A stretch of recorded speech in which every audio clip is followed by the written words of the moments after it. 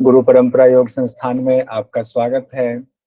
हम लोगों ने कल गोरक्ष संहिता का सामान्य परिचय देखा था कि 2 शतक है। प्रथम शतक, द्वितीय शतक में प्रथम शतक में 100 श्लोक हैं, द्वितीय शतक में 101 श्लोक हैं। इस तरह से कुल 201 श्लोक हैं। आज हम लोग देखेंगे प्रथम शतक में 6 अंग के बारे में क्या क्या कहा गया, शरीर के 29 ज्ञातव्य हैं उसके बारे में क्या कहा गया है, षटचक्र है, 10 नाड़ियां, 10 प्राण, हंस मंत्र है, 5 मुद्रा की चर्चा है, इसके बारे में क्या कहा गया है, और ओंकार की बहुत सुंदर व्याख्या है, नाड़ी शोधन तक है। तो हम लोग प्रथम शतक से शुरुआत करते हैं। प्रथम शतक में गुरु वंदना के साथ गोरक्ष संहिता की शुरुआत हुई है। श्री गुरु परमानंदम वंदे स्वानंद विग्रहम यस्य सानिध्य मात्रेण चिदानंदायते तनु। वो परम आनंद में रहने वाले श्री गुरु की वंदना करता हूँ जो स्वानंद विग्रह स्वरूप हैं, जिनके सानिध्य मात्र से ही चिदानंद की स्थिति यानी समाधि की स्थिति प्राप्त हो जाती है। गुरु की वंदना करने के बाद गुरु गोरखनाथ जी लेखक हैं गोरक्ष संहिता के। गुरु गोरखनाथ जी कहते हैं परम पद की प्राप्ति किनको होती है?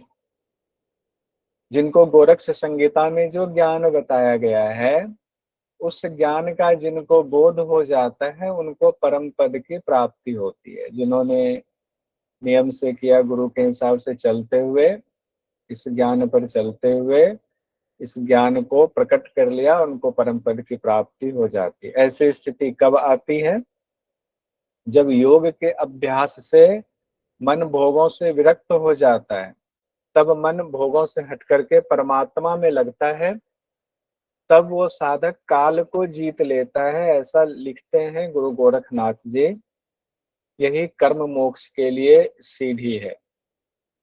अब योग के उसके बाद 6 अंगों की बात आई है कि अब जान लीजिए कौन सा अभ्यास, योग का अभ्यास। तो कौन सा अभ्यास? योग के 6 अंगों का अभ्यास। कौन से अंग हैं? आसनम प्राण संरोधः प्रत्याहारश्च धारणा ध्यानम समाधि रेतानी योगांगानी वदंती षट। ये 6 कहे गए। आसन, प्राण संरोध, प्रत्याहार, धारणा, ध्यान, समाधि। प्राण संरोध को प्राणायाम कहा जाता है। यहाँ शब्द प्राण संरोध आया हुआ है। ये योग उपनिषद से ना काफी मिलता जुलता है। अभी बीच बीच में आएगा कौन से योग उपनिषद में एक जैसी बातें कही गई। सबसे पहले आसन में आते हैं। 84 लाख आसन को कहा गया, जो जानने में बहुत बढ़िया। योग चूड़ामणि नेहा जी, 84 लाख आसनों को जानने में ये इंसान सक्षम नहीं है। इस वजह से भगवान शिव ने आसान कर दिया रास्ता, 84 आसनों का निरूपण किया, और 84 आसन को माना गया कि 84 लाख आसनों को रिप्रेजेंट कर रहा है वो 84 आसन। 84 आसनों में भी गोरक्षनाथ जी ने गोरख संहिता में 2 आसनों को प्रमुख मान करके चर्चा की हुई है। पहला आसन है सिद्धासन, दूसरा है कमलासन। कमलासन को ही पद्मासन कहा गया है। सिद्धासन, पद्मासन या कमलासन। सिद्धासन की विधि, कमलासन की विधि देखते हैं, उसका फल क्या कहा गया। तो सिद्धासन की विधि में वही कहा गया जो बाकी जगहों पर जो मेन सिद्धासन में कहा जाता है। एक पांव की एड़ी से योनि स्थान को दबाएंगे, दूसरे पांव की एड़ी को मेढ्र के ऊपर रखेंगे, यानी कि मेढ्र दोनों एड़ी के बीच में आ जाएगा, जेनेटिक ऑर्गन, और हृदय को ठोड़ी पर लगाएंगे यानी जालंधर बंद लगाएंगे। इंद्रियों को कहा गया संयमित करेंगे और भूमध्य पर दृष्टि रखेंगे। इंद्रियों को संयमित करके भूमध्य पर दृष्टि रखेंगे। फल मोक्ष कपाट का भेदन करने वाला। ज्यादातर जगहों पर यही बात कही गई है। मोक्ष कपाट का भेदन करता है सिद्धासन। कमलासन यानी पद्मासन के बारे में, बाएं पांव की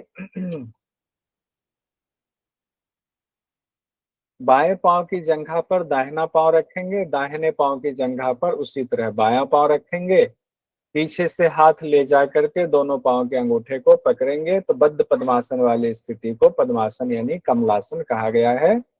जालंधर बंद लगाने की बात है, चिबुक को हृदय पर लगाएंगे, नासिका पर दृष्टि होगी। पहले वाले में भूमध्य पर दृष्टि, कमलासन में नासिका पर दृष्टि है। फल में व्याधि विकार का नाश करने वाला बताया गया है। गोरक्ष संहिता हम लोग पढ़ रहे हैं जिसमें 2 शतक है, प्रथम शतक हम लोग पढ़ रहे हैं। फिर उसके बाद कहते हैं 29 शरीर में 29 ऐसे स्थान हैं जिसको योगी को जानना चाहिए, और इन 29 स्थानों को सभी जगह व्याख्याकारों ने 29 ज्ञातव्य नाम से वर्णन किया हुआ। 29 ज्ञातव्य क्या क्या है उस नाम से वर्णन किया है। 29 ज्ञातव्य में 6 चक्र, 16 आधार, 2 लक्ष्य और 5 आकाश कहा गया। 6 चक्र, 16 आधार, 2 लक्ष्य, 5 आकाश, इसको मिला करके गिनेंगे तो 29 हो जाएगा। ये अपने शरीर में होते हुए भी जब तक इसका ज्ञान आपको नहीं हो रहा है, गुरु गोरखनाथ जी कहते हैं, तब तक सिद्धि भला कैसे मिल सकती है, सिद्धि नहीं मिल सकती है। अपने ही शरीर में उन 29 ज्ञातव्य को जानना चाहिए।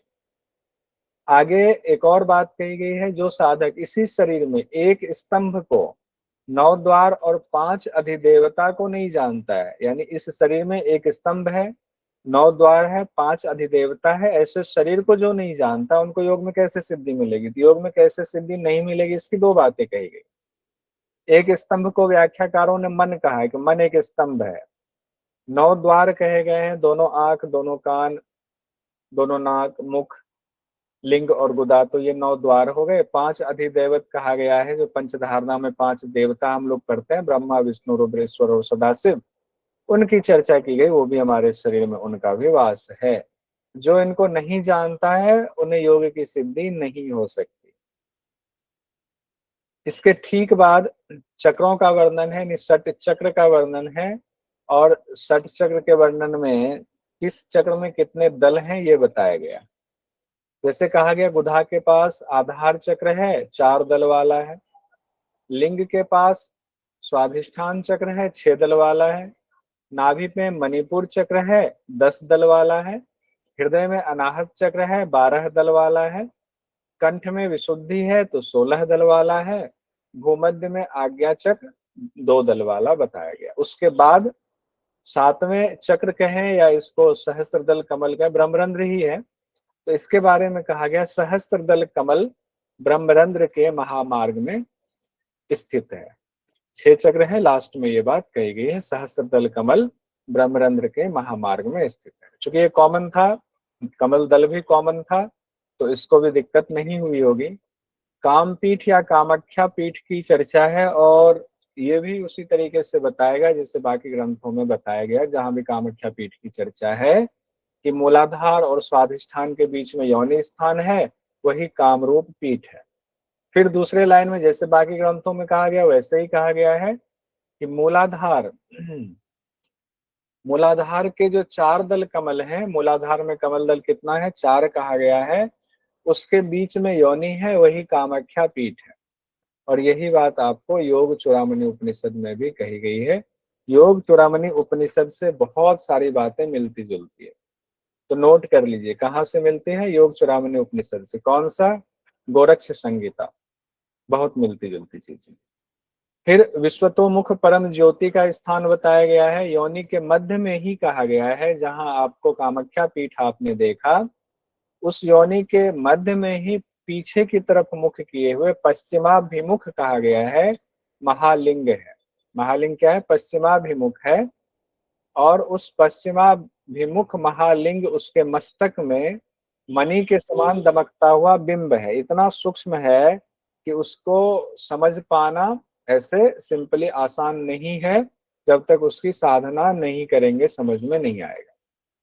लिंग स्थान के नीचे मूलाधार कर्णिका में, कर्णिका मतलब दल, पेटल्स कहते हैं कर्णिका को, जो कमल दल होता है, कमल की पत्तियां होती हैं, उसको कर्णिका कहा जाता है। तो नीचे मूलाधार की कर्णिका में तप्त स्वर्ण जैसे वर्ण का और विद्युत रेखा के समान ज्योतिर्मान त्रिकोण है। उसकी व्याख्या की गई उस त्रिकोण की। तप्त स्वर्ण, जैसे सोने को तपा दें तो उसकी जो स्थिति होती है, विद्युत की जो रेखा दिखती है आपको आकाश में जब विद्युत चमकती है, उसके समान ज्योतिर्मान त्रिकोण है, वही कालाग्नि रूपी परम ज्योति है। अब कालाग्नि रूपी परम ज्योति का भी स्थान वहीं बताया गया, कहाँ पर? मूलाधार के कर्णिका में बताया गया है। अब जिस साधक ने साधना करके इसको देख लिया, कालाग्नि रूपी परम ज्योति को देख लिया, पश्चिमाभिमुख महालिंग की चर्चा हो रही है, जिसने इसको देख लिया उसका आवागमन नहीं होता। ये शब्द आया हुआ है, आवागमन नहीं होता है। आवागमन मतलब जन्म मृत्यु के चक्र में जो हम फंसे हुए हैं उससे मुक्ति मिल जाएगी, वो नहीं होगा। अब एक चीज देखिए, स्वाधिष्ठान में प्राण का स्थान, यही बात सेम हम लोगों ने पढ़ा हुआ था। कहाँ पर पढ़ा था बताइए? योग चूड़ामणि उपनिषद में हूबहू यही श्लोक कहा गया है। स्वशब्देन भवेत प्राणः स्वाधिष्ठानं तदाश्रयः स्वाधिष्ठाना आश्रयात् मेढ्रे मेवा अभिधीयते। स्व से प्राण का बोध होता है, स्व से, हाँ, स्व और मेढ्र, बहुत बढ़िया उदित जी। स्व से प्राण का बोध होता है और उसका आश्रय होने से मेढ्र भी उसी को कहा जाता है। योग चूड़ामणि उपनिषद में भी है और यही वाला ग्राफिक्स हमने वहां भी इस्तेमाल किया था, बस हमने ऊपर हेडर चेंज कर दिया। गोरख संहिता, वहां योग चूड़ामणि लिख दिया। तो प्राण के दो नाम हो गए, स्व और मेढ्र। प्राण का निवास स्थान स्वाधिष्ठान चक्र में बताया गया है। अब मणिपुर चक्र पाप पुण्य से रहित है। मणिपुर चक्र को पाप पुण्य से रहित बताया गया है और जब तक इस चक्र का ज्ञान नहीं होता है वो जीव संसार चक्र में वो घूमता रहता है, फंसा रहता है। देखिए ऐसा लगता है कि बहुत सारी चीजें उठाकर रख दी। 10 मुख्य नारियों के फिर नाम बताए गए हैं गोरख संहिता में। और नारियां कहाँ से निकल रही हैं? तो कंद का जो स्थान है, कंद से नारियां निकल रही हैं। तो पहले कंद का स्थान बताया गया है। कंद का स्थान कहाँ है? मेढ्र के ऊपर और मणिपुर के नीचे। मेढ्र के ऊपर, मणिपुर के नीचे पक्षी के अंडे की आकृति का कंद है, जो नारियों का उत्पत्ति स्थान है, उद्गम स्थल है। और वहां से कितनी नारियां निकलती हैं? तो 72,000 नारियां तो निकलती हैं। उनमें से भी 72 नारी प्रधान है और उन 72 में से भी प्राण वाहिनी 10 नारियां मुख्य कही गई है। प्राण वाहिनी शब्द का इस्तेमाल किया गया है कि प्राण वाहिनी 10 नारियां मुख्य है। कौन कौन सी? इरा पिंगला सुषुम्ना, 3 तो है ही, गांधारी हस्तजिह्वा, पूषा यशस्विनी, अलम्बुसा, कुहू और शंखिनी। अब देखिए, इरा का स्थान वाम भाग में सब जानते हैं, पिंगला दक्षिण भाग में जानते हैं, सुषुम्ना मध्य देश में जानते हैं, गांधारी को बाईं आंख में कहा गया, हस्तजिह्वा दाहिने आंख में, पूषा दाएं कान में, यशस्विनी बाएं कान में। यहाँ तक क्लियर है। अलम्बुसा कहा गया है आनन में, आनन मतलब मुख कहा गया है। कुहू मतलब लिंग देश में कहा गया है। और शंखनी को मूल स्थान यानी गुदा में कहा गया है। ये भी मिलता जुलता है। तो जहां पर इससे अलग चीजें कही जाती हैं वहां का हमें याद रखना होता है। अब 10 वायु यानी 10 प्राण के नाम की चर्चा है। प्राण, अपान, समान, उदान, व्यान, ये 5 मुख्य प्राण हुए। नाग, कूर्म, कृकल, देवदत्त, धनंजय, ये 5 उप प्राण हुए। और इसके बारे में भी कॉमन है, तो इसको देख लीजिए। जैसे कहा गया है, प्राण हृदय में है, अपान गुदामंडल में है, समान नाभि में है, उदान कंठ में है और व्यान वायु संपूर्ण शरीर में स्थित है। और 5 उपप्राण के बारे में कहा गया है। नाग का कार्य, 5 उपप्राण के कार्य बताए गए। नाग का हुआ उद्गार यानी कि डकार, कुर्म का आंखों का उन्मीलन, कृकल का छींकना कहा गया यहाँ पर, छींकना। और देवदत्त जम्हाई लेता है, वो हर जगह जम्हाई लेते हैं। धनंजय को कहा गया सभी अंगों में व्याप्त है, मृत्यु के बाद भी वो शरीर में रहते हैं। व्याख्या में ये लिखा हुआ है, व्याख्याकार का मत है कि धनंजय प्राण मृत्यु के बाद भी 4 घड़ी तक शरीर में रहता है। ये व्याख्या में है, ये श्लोक में नहीं है, ये ध्यान रखें। जो 4 घड़ी तक प्राण रहता है शरीर में, व्याख्या में है, ये श्लोक में नहीं है। इसलिए हमने व्याख्या भी नीचे लिख दिया हुआ। उसके बाद हंस मंत्र यानी अजपा गायत्री की चर्चा है।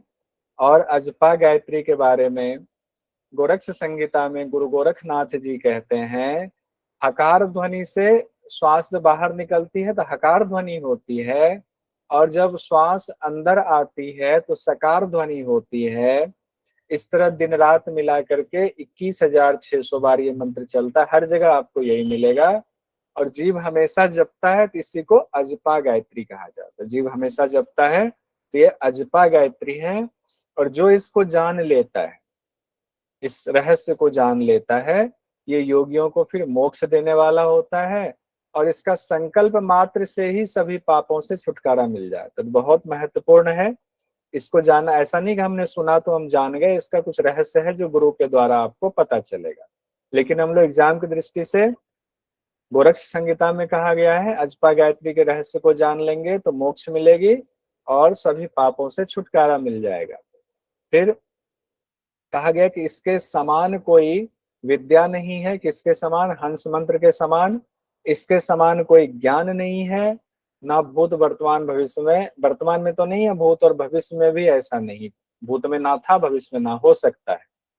यह गायत्री के बारे में ये इंपॉर्टेंट है, जो ये अजपा गायत्री है इसके बारे में कहा गया है 3 नाम: प्राण धारिणी, प्राण विद्या, महाविद्या।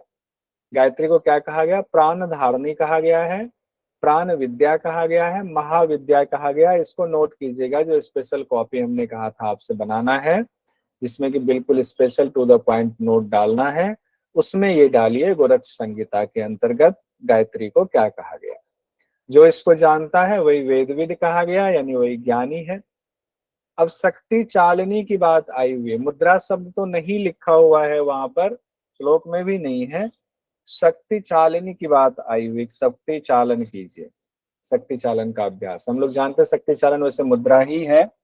यहाँ पर शक्ति चालन मतलब कुंडलिनी को जगाने की जो बात आई हुई है, तो उसमें सबसे पहले कुंडलिनी के बारे में है कि 8 फेरा लगाए हुए कुंडली रहती है। कहाँ पर? ब्रह्म द्वार के मुख को आच्छादित किए हुए रहती है, उसको ढक करके रहती है। अब ये ब्रह्म द्वार जो है ये ऐसा द्वार है, उसी द्वार से हम मोक्ष तक पहुंच सकते हैं। तो उसको कहा गया कि जिस द्वार से आप गंतव्य तक पहुंचते हैं उस द्वार को तो किसी और ने घेर करके रखा हुआ। किसने? तो परमेश्वरी वहां पर सोई हुई है, परमेश्वरी कहा गया है। परमेश्वरी कौन? कुंडलिनी को परमेश्वरी, वो सोई हुई है। अब सवाल आता है कि वो परमेश्वरी जागेगी कैसे? तो बुद्धि के द्वारा, मन और प्राण के साथ। देखिए, बुद्धि के द्वारा, ये इंपॉर्टेंट है। परमेश्वरी को जगाने के लिए यहाँ बुद्धि शब्द का इस्तेमाल किया गया है गोरक्ष संहिता में। बुद्धि के द्वारा, मन और प्राण के साथ सुई के समान सुषुम्ना में ऊपर चढ़ती। किसके साथ? मन और प्राण को लेकर के बुद्धि के द्वारा उसको जगाना है। सोई हुई कुंडलिनी का स्वरूप बताया गया, कैसी होती है सोई हुई कुंडलिनी? तो भुजंग की तरह कही गई है। भुजंग मतलब सर्प की तरह होती है। और पद्म तंतु शब्द इस्तेमाल किया गया, कमल के नाल के जैसी होती है। और अग्नि का जब उसको ताप लगता है, जब हम अभ्यास करते हैं तो अग्नि के ताप से वो जागती है। फिर सुषुम्ना अपने उस बिल में, ब्रह्मरंध्र वाले बिल में ऊपर जाती है। जैसे चाबी से ताला खुल जाता है, वैसे ही जब वो जागती है कुंडलिनी तो मोक्ष द्वार का भेदन होता है, मोक्ष द्वार का दरवाजा खुलता है। दरवाजा खुला है अभी बस। अब शक्ति चालन की विधि बताई गई, कैसे शक्ति चालन करेंगे? तो पद्मासन में कहा गया, पद्मासन में करेंगे। दोनों हाथों को संपुटित करेंगे, एक के ऊपर एक रख लेंगे, जोड़ लेंगे। थोड़ी को हृदय से लगाएंगे, जालंधर बंद लगाएंगे। और ध्यान कहाँ होगा? चेतना पर ले जाएंगे, परमात्मा पर ध्यान ले जाएंगे।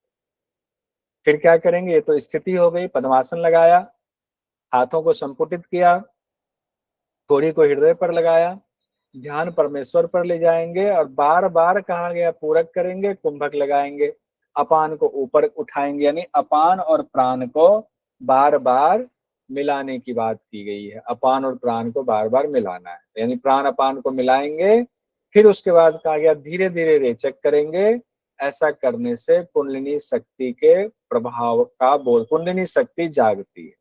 तो इस तरह प्राण अपान को मिलाने की क्रिया से कुंडलिनी शक्ति जागती है, बोध होता है उसका। अब इसके बाद अब आपका हो गया, शक्ति चालन की बात हो गई। अब योगी की चर्या होती है। अब ध्यान दीजिएगा शक्ति चालन में क्या कहा गया है, फिर से एक बार देखिए। पद्मासन लगाएंगे, हाथ संपुटित करेंगे, जालंधर बंद लगाएंगे, ध्यान चेतना पर ले जाएंगे, परमात्मा पर ले जाएंगे, बार बार पूरक करेंगे, कुंभक लगाएंगे, अपान प्राण को मिलाने की कोशिश करेंगे, कुंडलिनी जागरण होगा। सिर्फ कथा नहीं सुनना है, इसका मनन भी करना है। अच्छे गोरख संहिता में ऐसा कहा गया है। योगी की चर्या के बारे में कहा गया है, जो बात बाकी जगहों पर जनरली नहीं आती है वो देखिए। अभ्यास के बाद पसीना आए तो अंगों में ही मालिश करेंगे। अब यहाँ पर प्राणायाम तो अभी हमने किया ही नहीं है, अभी तो शक्ति चालन का अभ्यास किया हुआ है। बाकी जगहों पर जहां भी ये बात आई हुई है प्राणायाम के बाद बात आई हुई है, और गोरक्ष संहिता में ये बात शक्ति चालन के बाद आई हुई है। तो ये एक अलग सी बात मुझे लगी, जो मुझे लगा कि आपको इस पर थोड़ा सा नोटिस करना चाहिए और इसको कहीं पर लिख लीजिए। ये नोटिस करने लायक मामला है, ठीक है। शक्ति चालन के बाद पसीने की बात आई है, पसीना आए तो शरीर पर मर्दन करेंगे। बाकी हर ग्रंथ में प्राणायाम के बाद आया हुआ है।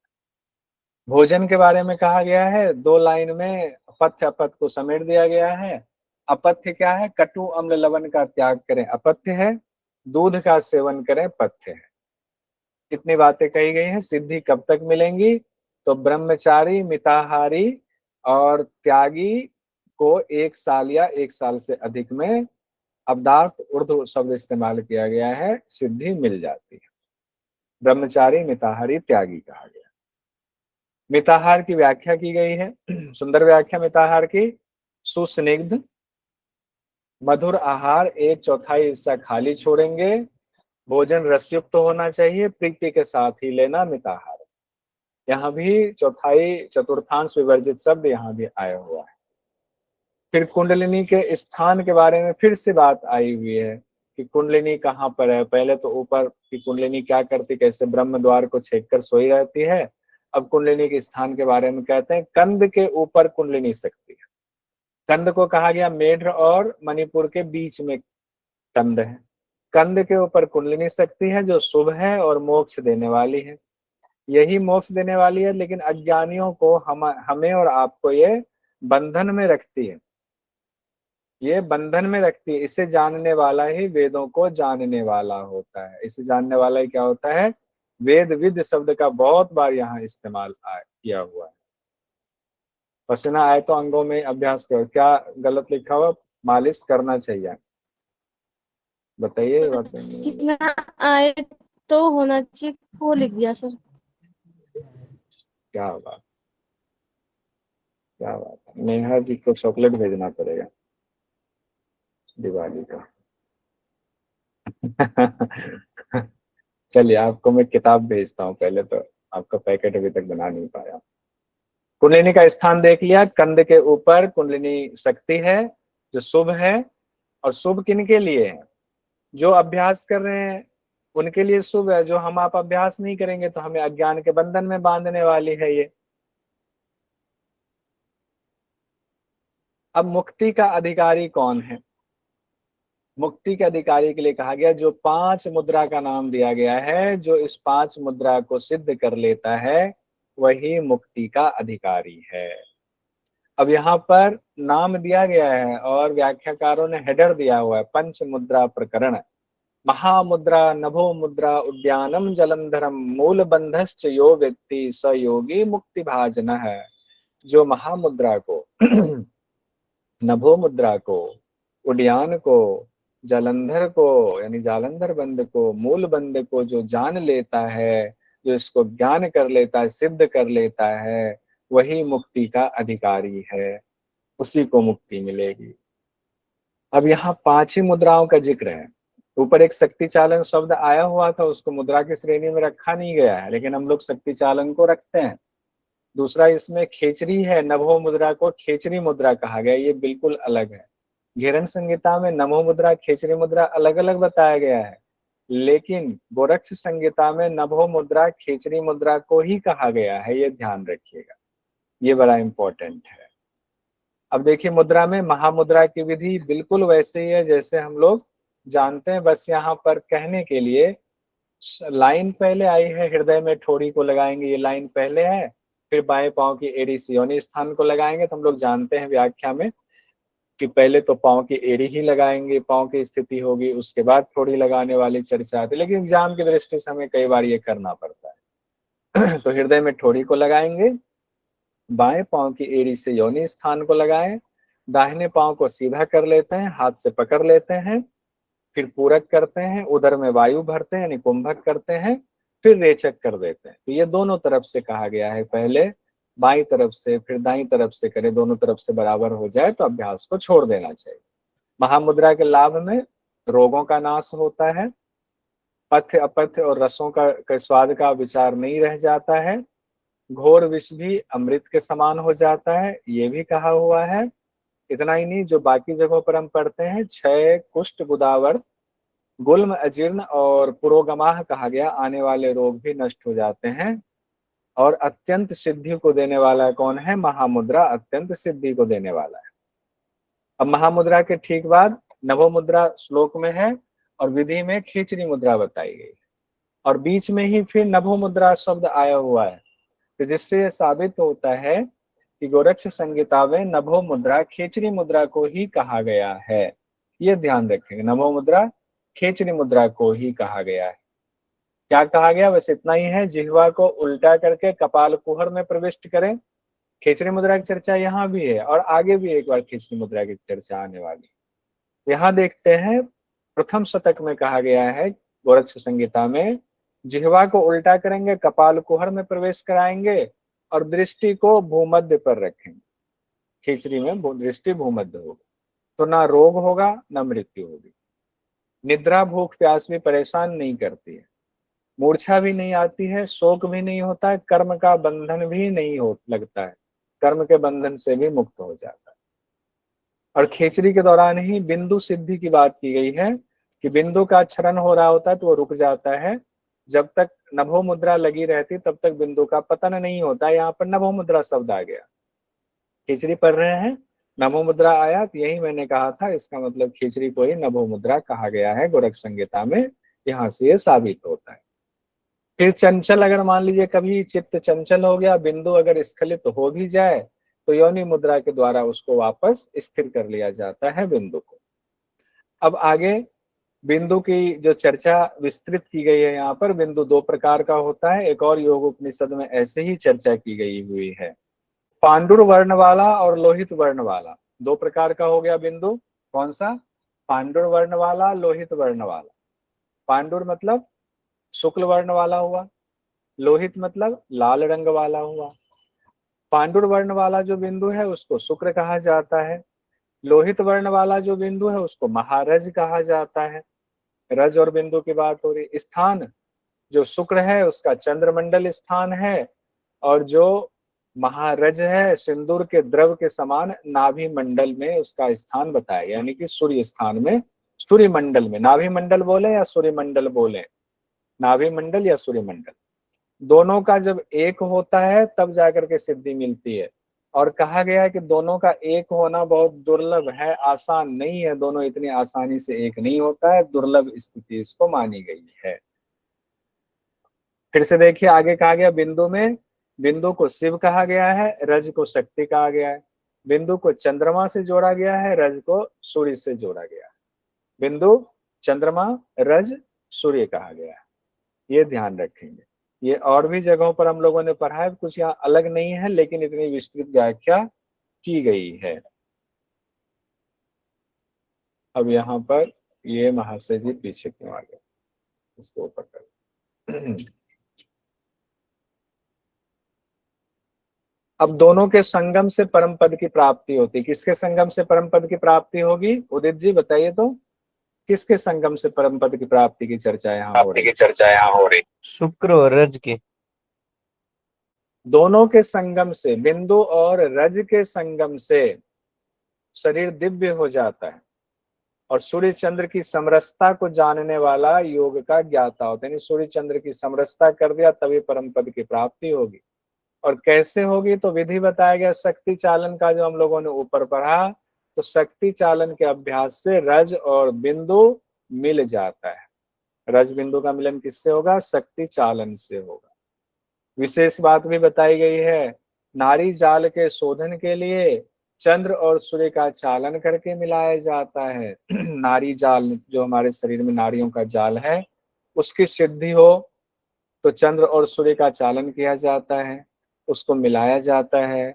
यह रसों का शोषण करने वाली महामुद्रा है। अब महामुद्रा हम लोग ऊपर पढ़ चुके हैं, यहाँ महामुद्रा के बारे में एक उसकी परिभाषा दी गई है, और ऐसी ही परिभाषा और कहाँ पर है? योग चूड़ामण्य उपनिषद में है, एक और जगह पर है। कौन सी जगह पर है? किन्हीं को याद है? नहीं तो होमवर्क है आपका, ढूंढ करके निकाल करके बना के भेजना है। वैसे जब हमने 8 योग उपनिषद का कंपैरेटिव स्टडी कराया था, नोट्स भी आपको दिया था, उसमें भी है, तो आपके लिए छोड़ता हूँ, वहां से ढूंढ करके नोट्स बना करके मुझे भेजना है। सर ध्यान बिंदु उपनिषद में। क्या बात है, देख लिया आपने तुरंत, बहुत सुंदर। बना के भेजना है सब लोगों को, कंफर्म करके। नोट कर रखा था कि सर ये नोट कर रखा था। अब उसमें तीसरी हाँ जगह सर भी उसमें जोड़ दीजिए, गोरक्ष संहिता भी जोड़ दीजिए उसमें, कि गोरक्ष संहिता में भी ये बात कही गई है, लेकिन जहां महामुद्रा वहां न कह के इसको नीचे कहा गया है। ठीक है, अब हम लोग उड़ियान बंद जालंधर बंद देखते हैं। उड़ियान बंद में कहा गया है उदर को पीछे खींचेंगे, नाभि के ऊपर करना चाहिए। यह मृत्यु मातंग केसरी है, उड़ियान बंद भी है, जैसे उड़ान भरता है महाखग, उससे भी तुलना की गई है, और इसको मृत्यु मातंग केसरी भी कहा गया है। जालंधर बंद में पहले विशेषता बताई गई है, फिर फल और फिर विधि की चर्चा है। जालंधर बंद में क्या कहा गया है? शिरा जाल का बंधन करता है, अमृत को गिरने नहीं देता है। फल में है कंठ के दुखों का नाश करता है, वायु प्रकोपित नहीं होती है। विधि में क्या है? कंठ को संकुचित कर वायु को रोकना ही जालंधर बंद है। कंठ को संकुचित कर वायु को रोकना ही जालंधर बंद कहा गया है विधि में। फिर है मूलबंध। मूलबंध के अभ्यास में कहा गया है पांव की एड़ी से योनि स्थान को दबाएंगे, गुदा भाग का आकुंचन करेंगे, अपान वायु ऊपर उठाकर प्राण से मिलाएंगे। मूलबंध में अपान और प्राण को मिलाने की बात आई हुई है। मूलबंध में ये बात कई जगहों पर आता है, मलमूत्र कम हो जाता है, वृद्ध भी युवा समान हो जाता है। कोई वृद्ध है, अभ्यास करेंगे, युवा समान हो जाएंगे। यहां तक भी कोई विशेष बात ऐसी नहीं थी। अब ये विशेष बात है प्रणवाभ्यास, प्रणव का अभ्यास विशेष बात में है। सुंदर लग रहा है ग्राफिक्स? क्यों, अच्छा लग रहा है कि नहीं स्क्रीन पर ये? जी सर, अच्छा लग रहा है सर। अरे तो बहुत बोले, अच्छा, बहुत अच्छा। बीच बीच में तारीफ कर दिया कीजिए, अच्छा लगता है, ऐसे भी थम्स अप कर दिया कीजिए। तो ये अच्छा लग रहा है। अपनी तारीफ देखो, करवाना पड़ रहा है। ऐसे ओम का जगाने के कलर लिए लाल होता तो और भी अच्छा लगता है। ओम का कलर लाल, रेड कलर। ओम का कलर लाल कर देते। ओहो, चलिए दाल में नमक थोड़ा कम हो गया, अगली बार नमक ठीक कर देंगे। ठीक है, ये दरअसल मैंने ये ओम निकाला था बुक के लिए, कि बुक में कलरफुल बुक नहीं है, उसमें ब्लैक एंड व्हाइट रखना पड़ता है तो उभर के आता है, इसलिए उसी को हमने लगा दिया। ठीक कह रहे, लाल होता था अच्छा। आइए, प्रणवाभ्यास में कहा गया है, प्रणव मतलब ओम का अभ्यास। ओम के अभ्यास में पहले स्थिति बताई जा रही है। पद्मासन में बैठे, शरीर, कंठ और सिर को सीधा रखें, दृष्टि नासिकाग्र रखें। प्रणवाभ्यास में स्थिति हो गई। अब विधि कहा जा रहा है। विधि में ओंकार स्वरूप अव्यय का जप करेंगे। अव्यय मतलब क्या होता है? जो सर्वव्यापी है वो अव्यय है, सर्वव्यापी है जो अव्यय। ओंकार स्वरूप जो हर जगह मौजूद है, उनका जाप करना है, और उस ओम में उनकी 3 मात्राओं में तीनों लोक समाहित है। भू भुव स्व, तीनों लोक उसमें समाहित है। और चंद्रमा, सूर्य, अग्नि देवता का निवास है वो ओंकार। ओंकार परम ज्योति स्वरूप कहा गया है। ओंकार क्या है? ओंकार परम ज्योति स्वरूप है ये ओंकार। अब ओंकार के स्वरूप की चर्चा आई हुई, यहाँ पर तो सिर्फ 3 चीजें दी गई हैं, भू भुव स्व है, चंद्रमा, सूर्य और अग्नि देवता उनके निवास है। ओंकार के स्वरूप में और भी चीजें देखते हैं हम लोग। ये नीचे क्यों भाग गए? आपको ऊपर रहना था, आप ऊपर रहोगे तो सुंदर लगेगा। हाँ, यहाँ पर रहना, बढ़िया। थोड़ा सा उसको ऊपर उठा देते हैं, ठीक है। अब ओंकार का स्वरूप देखिए, बहुत इंपॉर्टेंट है ये। ओम है, ओम में कौन कौन सी चीजें हैं? तीनों काल ओम में समाया हुआ। कौन सी चीज? तीनों काल समाया हुआ है, तीनों वेद ओम में समाया हुआ है, तीनों लोक समाया हुआ है। तीनों लोक तो ऊपर भी देखा था, यहाँ फिर से है। 3 स्वर कहा गया समाया हुआ है, 3 देवता इसमें स्थित हैं, परम ज्योति स्वरूप हैं। उसी में इच्छा शक्ति, क्रिया शक्ति, ज्ञान शक्ति समाये हुए हैं। ब्राह्मी, रौद्री, वैष्णवी तीनों शक्तियों का भी स्थान ओम में ही है। ब्राह्मी शक्ति, रौद्री शक्ति, वैष्णवी शक्ति का भी स्थान ओम में ही है। अकार, उकार और मकार तीनों मात्राएं तो स्थित हैं ही। क्या है? अकार, उकार और बिंदु स्वरूप मकार। मकार को बिंदु स्वरूप कहा गया है। तीनों मात्राएं भी ओम में। तो ओम का अगर स्वरूप आए तो इसका अर्थ स्वरूप हुआ, इसमें उसके रूप की चर्चा हो रही है, तो ये ओम का स्वरूप है। कब कब और किस तरह ओंकार का जाप करना चाहिए, ये भी सुंदर व्याख्या की गई है कि वाणी से आप जाप कीजिए ओंकार का, शरीर से अभ्यास करते हुए मन से नित्य उनका ही स्मरण कीजिए। और यहाँ पर लिखा हुआ है तो व्याख्याकारों ने लिखा हुआ है आसन आदि का अभ्यास जब कर रहे हैं तो नित्य उनका ही स्मरण करेंगे। ऐसा साधक जो चाहे बाह्य शौच या अशौच, मान लीजिए कि आप सोचेंगे नहीं अभी नहाए धोए नहीं है, शुद्धि नहीं, अभी करें ओम का जाप की नहीं, कहा नहीं। चाहे शुद्धि है चाहे नहीं है, चाहे शौच की स्थिति है चाहे अशौच की स्थिति है, तब भी प्रणव का जाप करते रहना चाहिए। और जब आप ऐसा करते हैं, जब सिद्धि हो जाती है, तो जल में जैसे कमल पत्र जल से नहीं भीगता है, वैसे आप पाप से लिप्त नहीं होंगे। ये ओंकार के जप के बारे में ये बात और उसकी फल के बारे में बताया गया। कब कब करें ओंकार का जाप ये देख लिया, तो हमेशा ओंकार का जाप करना, ये नहीं कभी नहाया धोया नहीं है तो ओंकार का जाप नहीं करेंगे, आप तो ओंकार में ही स्थित हो। फिर वायु निरोध की बात आई हुई है। अब सीधे प्राणायाम वाला वायु निरोध की बात आ रही है। प्राणायाम चॉकलेट बहुत बांटनी हो गया चॉकलेट बहुत बांटनी हो गया आज। ठीक है, पेटीएम कर देंगे, चॉकलेट तो बेच नहीं सकते, पेटीएम ही कर देंगे। वायु निरोध के बारे में कहा गया, क्यों करना चाहिए वायु निरोध, क्यों? तो वायु निरोध इसलिए करना चाहिए। यहाँ एक बात देखिएगा, हम लोग ये पढ़ते हैं ना, चले वाते चलम चित्तम निश्चले निश्चलम भवे। यहाँ पर गोरक्ष संहिता में प्राण वायु चंचल होने से चले वाते चलम बिंदु शब्द कहा गया है। हो सकता है श्लोक देकर के आपको पूछ दे, श्लोक भी मैं कोशिश करूंगा ऐड कर दूं। लिखा हुआ जब प्राण वायु चंचल है तो बिंदु भी चलायमान है, बिंदु शब्द दिया हुआ है चलायमान। और प्राण के स्थिर होने पर बिंदु भी स्थिर होता है, बिंदु शब्द की चर्चा आई हुई, ध्यान रखिए। इसीलिए प्राण वायु का निरोध करना चाहिए। और जब तक शरीर में वायु स्थिर है यानी निरोध किया हुआ है, तब तक शरीर नहीं छूटता, यानी शरीर की मृत्यु नहीं होती। ये सुंदर बात कही, बाकी ग्रंथों में भी है, बस यहाँ अलग बिंदु शब्द आया हुआ।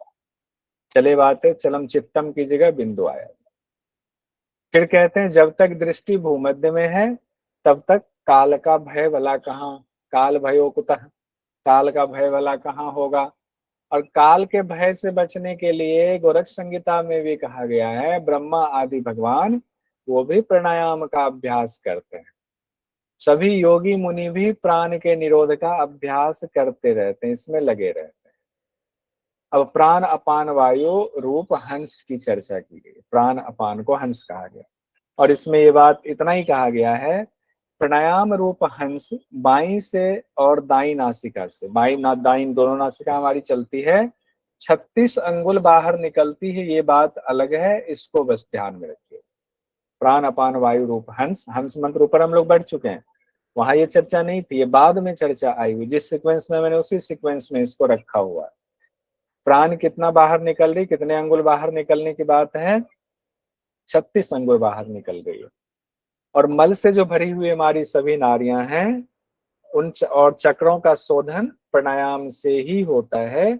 इसीलिए योगी को, साधक को प्राण वायु का निरोध करना चाहिए, उसका अभ्यास करना चाहिए। अब प्रथम शतक में आपको नारी शोधन प्राणायाम की चर्चा आ रही है। नारी शोधन प्राणायाम करना प्रथम शतक में कहा गया है कि बद्ध पद्मासन में बैठ जाइए। अभ्यास कौन से अभ्यास में करेंगे, अभ्यास आसन बद्ध पद्मासन। एग्जाम की दृष्टि से बद्ध पद्मासन ही याद रखिए। कई जगहों पर इसकी व्याख्या में ये कहा गया बद्ध पद्मासनो मतलब पद्मासन में बद्ध हो जाइए, यानी पद्मासन को लगा करके बिल्कुल सतर्क हो जाइए।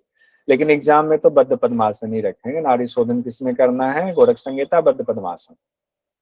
इसमें ध्यान दीजिएगा ध्यान देने वाली बात है। चंद्र नारी से पूरक करेंगे, यथाशक्ति कुंभक करेंगे, सूर्य नारी से रेचक कर देंगे। फिर वही बात है, सूर्य से रेचक किया तो सूर्य से पूरक करेंगे, कुंभक करेंगे, चंद्र से रेचक कर देंगे। अब जो दो बात कही गई है, जब आप पूरक कर रहे हैं तो उसको चंद्रमंडल का ध्यान कहा गया। पूरक करते हुए जब एक चंद्रमा की तरफ से कर रहे हैं चंद्रमंडल का ध्यान, और सूर्यमंडल की तरफ से कर रहे हैं तो सूर्यमंडल का ध्यान कहा। कैसे? जब आप चंद्र नारी से पूरक कर रहे हैं तो श्वेत वर्ण के दही दूध के समान अमृत स्वरूप चंद्र बिंब का ध्यान करेंगे। ये अलग बात। श्वेत वर्ण है, दही और दूध के समान वो भी श्वेत वर्ण का होता है। अमृत स्वरूप चंद्र बिंब है, उसका ध्यान करना है। ऐसा प्राणायाम का साधक सुखी होता है। इसको अभी और एक बार रिपीट करेंगे, चिंता मत, एक बार सुन लीजिए कथा, फिर रिपीट करेंगे तो याद हो जाएगा। फिर दाहिने नासिका से जब आप श्वास खींच रहे हैं, दाहिने नासिका से भी श्वास खींचेंगे, दाहिने नासिका से श्वास खींच रहे हैं, फिर धीरे धीरे उदर को भर रहे हैं, फिर विधि पूर्वक कुंभक करके चंद्र नारी से रेचक कर रहे हैं। उस दौरान क्या करना है? अपनी नाभि में दैदीप्यमान अग्नि पुंज के समान सूर्य मंडल का ध्यान करना चाहिए। ऐसा साधक, ऐसा प्राणायाम करने वाला प्राणायामी सुखी होता है। तो एक जगह चंद्रमंडल का ध्यान है और एक जगह सूर्यमंडल का ध्यान है। चंद्रमंडल के ध्यान के समय मैं श्लोक में बहुत ढूंढता रहा, स्थान नहीं बताया गया है, लेकिन यहाँ पर सूर्यमंडल के दौरान स्थान नाभि साफ साफ लिखा हुआ है, ये ध्यान रखिए। अब यहाँ पर व्याख्याकारों ने हेडर डाला हुआ है कि इरा से पूरक करते समय ध्यान विधि सहित पूरी प्रक्रिया को चंद्रांग प्राणायाम शब्द का इस्तेमाल किया गया, चंद्रांग प्राणायाम कहा गया है। और जब पिंगला से पूरक कर रहे हैं तो उस पूरी प्रक्रिया को सूर्यांग प्राणायाम कहा गया है। ये हेडर में समाहित है, ये ध्यान रखें। पूरा अभ्यास देखिए, 2 ही लाइन में है। इरा से पूरक करेंगे तो चंद्रमंडल का ध्यान करना है, और पिंगला से पूरक करके, ये कुंभक के दौरान कहा गया है। इरा से पूरक करें चंद्रमंडल का ध्यान करते हुए कुंभक, फिर पिंगला से रेचक कर देंगे। पिंगला से पूरक करें सूर्यमंडल का ध्यान करते हुए कुंभक, और फिर इरा से रेचक कर देंगे। एक में चंद्रमंडल, एक में सूर्यमंडल। तो चंद्र से कर रहे हैं तो चंद्रमंडल का ध्यान, सूर्य से श्वास ले रहे हैं तो सूर्यमंडल का ध्यान। सिंपल, इसको जोड़ लेंगे। नारी शोधन से लाभ क्या बताया गया? तो 4 लाभ नारी शोधन से बताया गया है। 4 लाभ की चर्चा है, इसको थोड़ा नीचे कर। 4 लाभ कहा गया। 3 महीनों में एक कहा गया, 3 महीने में आपकी नाड़ियों की शुद्धि हो जाएगी। दूसरा, नाड़ियों के शुद्ध होने पर वायु धारण की क्षमता आ जाएगी, जितनी देर तक चाहेंगे यथेष्ट वायु धारण की क्षमता आ जाएगी। जितनी देर चाहेंगे उतनी देर तक आप वायु रोक सकते हैं। अग्नि प्रदीप्त होती है, शरीर की अग्नि बढ़ेगी, सम स्थिति में आ जाएगी। नाद की अभिव्यक्ति होती है, किससे? नारी शोधन प्राणायाम से। 4 चीजें कही गई। 3 महीने में नाड़ियों की शुद्धि, यथेष्ट वायु धारण करने की क्षमता 80 तक नहीं है, अग्नि प्रदीप्त होती है, नाद की अभिव्यक्ति होती है। नारी शोधन के लाभ भी हम लोगों ने देख लिया। आज कोशिश ये है कि प्रथम शतक हम लोग कंप्लीट कर ले। तो प्रथम शतक हमारा कंप्लीट हो गया। प्रथम शतक कहाँ कंप्लीट हो रहा है? नारी शोधन पर प्रथम शतक कंप्लीट हो रहा है। द्वितीय शतक हम लोग कल करेंगे।